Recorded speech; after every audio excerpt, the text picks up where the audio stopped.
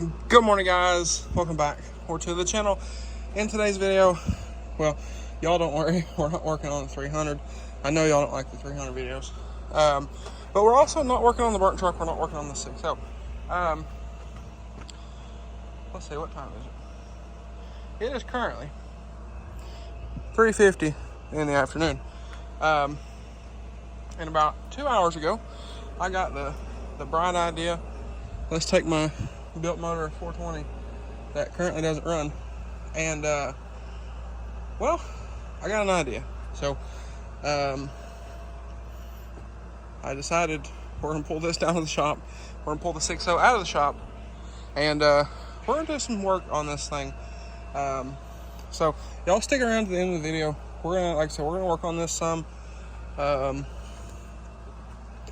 first, we need to wash it off, because it's got all kinds of sparkly powder coat residue all over it. And well, I'm not sitting on this thing. Don't know how well it's going to show up on camera, but this thing is filthy because, well, it's been sitting in here where we powder coat all the time. So I'm gonna wash this poor thing off and get it pushed down to the shop. We'll pull the 60 out. At some point I need to take this to the car wash, pop these side panels off, and wash this thing. But for right now, I just don't want to be covered in sparkly powder coat. So we're gonna do that. Like I said, we're gonna do that. I know the battery's dead on this thing. It's been sitting, but before, the fuel pump wouldn't run. So like I said, we're gonna work on this a little bit today.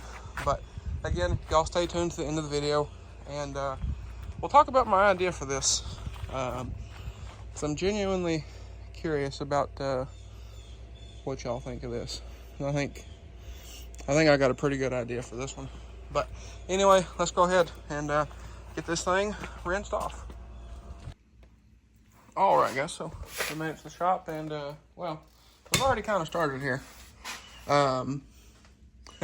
So what I'm gonna do, I went ahead and pulled this stuff off because I want to unplug the fuel pump. And on this one is a 13. The fuel pump's right here. So I don't know if this fuel pump is bad, and the reason I say that is, yes, I know this is a 2013. I bought this thing in 2017 from the original owner. He sunk it a few times, and ended up, you can see, it's nice and shiny in there.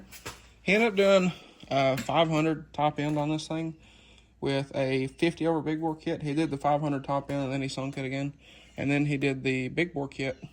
He also replaced some of the bearings in the transmission, from what I was told, and a few other things, and he could never get it to run. Now, interestingly enough, after pretty much a full year of fighting with this thing, we replaced the throttle body, we replaced the injector twice, we replaced this guy, we put a different ignition in it because it had an aftermarket key, and I ended up buying this one from Honda and put in it. So it's a genuine Honda key. So new key, new ignition. We replaced the battery, we replaced the computer, we replaced the wiring harness, and nothing would make the injector fire. We replaced the fuel pump, and like I said, nothing would make the injector fire. So what we ended up finding is back here in this rear case. I wish I had the old one. I don't know where it's at, or I would show y'all. But these don't have a crank sensor, just the crank sensor by itself. It's part of the stator, and it's all in one kind of thing. And when they put it together, let's see if I can show y'all over here. I don't remember if you can see it or not. But where that comes out of the motor, right? You can't really see it. But where that comes out of the motor on the rear case, there's kind of a, if I remember correctly. Now, again, this was in 2018 when we did this. But there's a space where it comes out of the rear case, And when they put the motor together, I guess they pinched the wires for that, and it wasn't getting a crank signal. So after all of that, we finally found that, and well, we got this thing together. This thing's only been on 3 rides. On the 3rd ride, I think I smoked the clutches. The 1st ride, I smoked the clutches that were in it. Then the 3rd ride, I smoked the new clutches. So I do have new clutches for this. I just need to go get an output shaft seal, and we need to change those. But anyway, that's why I don't think that the fuel pump is actually bad. So I'm going to pull this battery out. If y'all remember, I put this battery in this thing with the intentions of going to ride it, and then my clutches didn't come in time for that ride. So thing's set, and it's been sitting since, and the battery's died. So I'm going to pull the battery out. I'm going to change it. I'm going to charge it, rather. I have a trickle charger somewhere in that vicinity. So I'm going to pull the battery out. We're going to put it on a trickle charger, or I may just put a charger on it on the bike and see what it'll do. But as you can see by all this mess here, we've already been kind of probing around on wires before, but the battery was also super dead. So we're going to look at that as well. Look through these fuses, and well, we'll see what we can figure out. But anyway, guys, like I said, we're gonna try to figure that out. You know, do some tests on some wires. I do have another pump around here somewhere, the one we pulled off of this, and I also had another 420 for a little bit. If any of y'all follow me on Snapchat for that show, because that tends to be its own thing. But if y'all follow me on Snapchat and have for a while, y'all will remember I had a red one just like this, had 20.5 Outlaw 2s on it, on black MSAs. Those wheels and tires went on this. That one had shock spacers on it, and then a lift stacked on top of that. Had a rad relocate and some questionable painting. But I also have the one from that bike too. That frame is still down there. I ended up parking that bike out because it was a POS. But I believe the fuel pump is also around here somewhere for it. I just got to find it. But I'm hoping that's not bad, because that's kind of a pain in the rear end to change on this thing.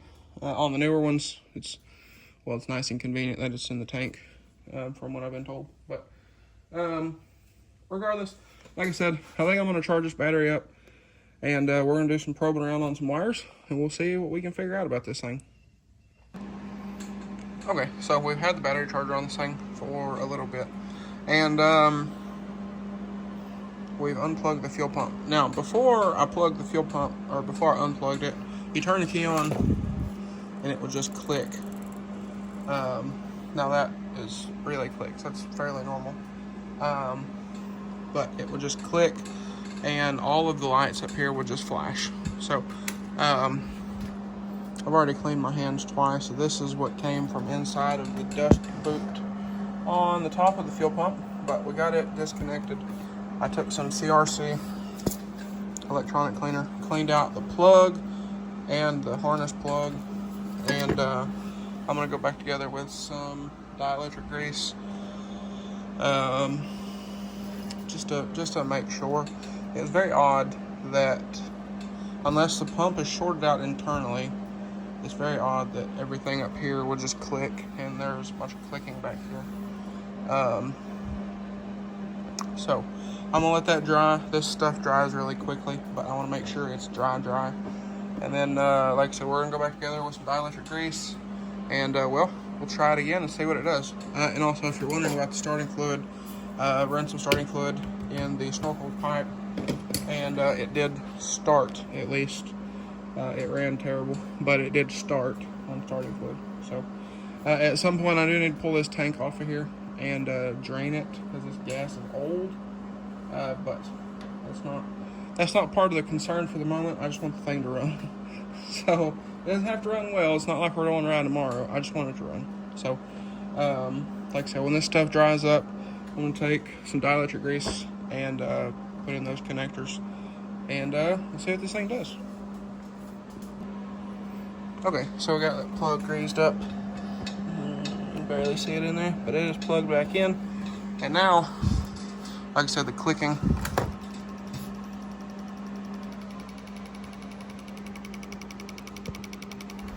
And it's still clicking. So, like I said, I don't know unless the pump shorted out internally, but I'm gonna check some more of these plugs on the way back. That runs into, so that wiring right here runs into this harness. Well, where's it at? Okay, here we go. So, like I said, this wiring right here for the pump, if you follow it, runs into this harness here, which runs under the tank and around through here and back to here, and then there. So I'm gonna start here, and we're just gonna work our way around, greasing up all these plugs and cleaning everything out, and see if that makes any difference. Alright, so I found the culprit after pulling all this wire out and dielectric grease and all these, and I've never seen this before, but the end of this cap come out, so you don't have to take the cap off of it no more, which is kind of convenient but also very messy. But I found the culprit of our clicking, and that would be this guy right here. I don't remember exactly what this guy does, but he sits right down in there. It's that slot of plastic is what this clips into, and it sits kind of like this. Like I said, I don't exactly remember what this guy does, but I know I've replaced it before, so I have one somewhere, and they actually might be in one of those totes. So I'm gonna look. If not, I'll get one ordered tonight for it. But like I said, I got all these plugs dielectric greased. That one didn't want to come apart, but turn key on. And if you hold this in your hand, you can actually feel it click. So, I believe that guy is bad. So, like I said, I'll look in those totes over there, see if I have one. And if so, I'll go ahead and throw it on. If not, then like I said, I'll get one ordered. I don't exactly remember what they call that thing. So, that's that. But I do have it wrote down in that phone. So, from when I did all of this. But, regardless, neither here nor there, we'll get that figured out. But it kind of makes me feel good to think that maybe the pump is not bad, because I really don't want to pull all this back off to replace the pump, because it's kind of a pain, especially with the snorkel running where it does. But nonetheless, I wanted to go over the idea that I was telling y'all about with this thing, because I think I'm about ready to call it a day. Like I said, I'll go look through those totes, but other than that, I think I'm about done for the day. So we're running on about a collective over the last week and a half, maybe 10 hours of sleep, which is not great. But anyway, so y'all know I bought this thing, like I said, in 2017, like the very end of 2017. I actually bought it on Veterans Day, which, interestingly enough, 2 years to the day later, I bought the 300. The 300 came home on Veterans Day of 2019. But like I said, I bought this thing in 2017, and then in 2019, I bought the 6.0. Now, the 6.0 has been a kind of a staple on the channel here, which is amazing for me because I absolutely love the truck. So, you know, it kind of works out that way. But the 420 here, if we're noticing, red. So, if y'all don't know, DS Customs, my new business, we do powder coat as one of our services, and I did all the powder coat on this truck. I did all the custom. I've done everything to this truck except for tuning, which was done by my buddy Matt over at Bless Performance. and the brow on the windshield, which a buddy of mine did here locally. So, those are the only two things, other than the vandalism, that I didn't do. But nonetheless, well, and not the wheels and tires, obviously. But nonetheless, y'all know we did purple on this truck. Actually, I'll pop the hood for y'all and I'll show y'all. But we did, like I said, we did purple on this truck. When I did this powder coat, I looked around. I couldn't find anybody that had purple and red. So I powder coated a tumbler, actually right here in the shop, because we use powder coat here in the shop.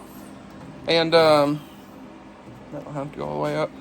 Now I took that tumbler and set on the tire just to get an idea of how it would look with the red. And then I had somebody tell me that I shouldn't do that. Actually, we'll go over that one day. But you can see all the purple goodies under this thing. And we also have that same purple on the tow hooks. And if we come over here, it's hard to see, but also underneath the truck, there's a few more things other than the springs. But nonetheless, we do have purple kind of scattered around the truck. And then the decals on the bottoms of the doors here. I also did purple to match. And then there's also some on my side windows that also match. And then I typically run my stars purple just to, again, tie it in. But what I've thought about doing is on the 420 here, since the original owner, his dad owned a, I'm not going to say the name, but a bed lining company. They sprayed the front bumper and both the racks on this thing in that coating. And, well, in my personal preference and personal opinion, it doesn't look that great. The back rack, I've already peeled kind of most of it off, but as you can see there, it's I don't know if they originally sprayed it with white bed liner and then black over it. I don't know what they did. But it's got white spots all in it. Then if we come up here, let me move my rag, you can see it as well. So it's like it's white under, and then from impact, yeah, because I'm scraping the black off and it's white underneath. So long story short, it doesn't look great. I've also peeled some of it off the front bumper on the sides here, and they also sprayed the bumper cover, which the bumper cover's cracked, so I'm not worried about that. As you can see here, right there, is some of that bed liner material. But what I was thinking about doing was pulling the racks off of this thing, pulling the front bumper off, pull some suspension stuff apart, like the A-arms, the swing arm in the rear, because this is an SRA bike. So pull the swing arm apart and the whole rear assembly, pull that apart, pull all the shocks apart, do the springs, do the arms, do the bumper, do the racks, maybe do the handlebars, and a few other things here and there in the same purple that's on the 6.0. And then, you know, kind of clean this thing up a little bit, because it does have its fair share of scratches and whatnot. It's also dirty. This thing actually does clean up really, really well with a nice hand wash. But regardless, I thought about doing that and do this to match that. You know, maybe do some arched arms in the front, maybe do a stretch in the rear. I don't know. I'm not too crazy on the stretches. Maybe a little stretch to run a little bit bigger of a tire. Now, if you're thinking these tires look way too small on this, that's because this is cut for a 30. I had 30s on this thing for a little bit, some silverbacks, and then we went to the Outlaw 2s. The guy I got it from had 28 OGs on it, OG Outlaws, 28 1250s all the way around. But I do have a set of uncut floorboards. These came off of the Rad Relocate bike that are uncut, and they're like perfect. They're out in storage, not here. I'm just saying out in storage. They're not in here. They're not on this property. But nonetheless, thought about doing that, and then maybe paint the snorkel red, because they're, you know, they've got overspray on them, a little bit of overspray here and there. They've got red speckles. I don't know if it's showing up on the camera, but they do have some like red speckles on them. Kind of all the plastics on this thing do. So I don't know what happened there, but regardless, what I was thinking about color matching some of the, you know, black plastics on this thing. Maybe do the front bumper, you know, do some of this stuff up here, painted, get some red grips for the thing, because these are actually super simple. These more or less pop off, they kind of spin and pop. So we can get these and these in red, and then, like I said, I accented in purple. So y'all let me know what y'all think. Do like a matching kind of truck ATV build. I think it'd be pretty cool to do. We can open these headlights up as well. I've thought about that and doing like some custom, like super custom headlights for this. And then wheels. I think at some point I'm gonna do a bigger tire, because these are 27s. These were on the orange 350, which is up there. My grandpa didn't like them. He rides that one all the time. He didn't like these, so we put the stocks back on it, and I put these on here. These are 20. They're on the tire somewhere. 27.6 or 27.912. But I think at some point I want to do like a 14 or a 16-inch wheel and throw this thing back on a 30. And maybe do like polished wheels like the truck. So I don't know. I do need to find a rear fender, because this one's busted.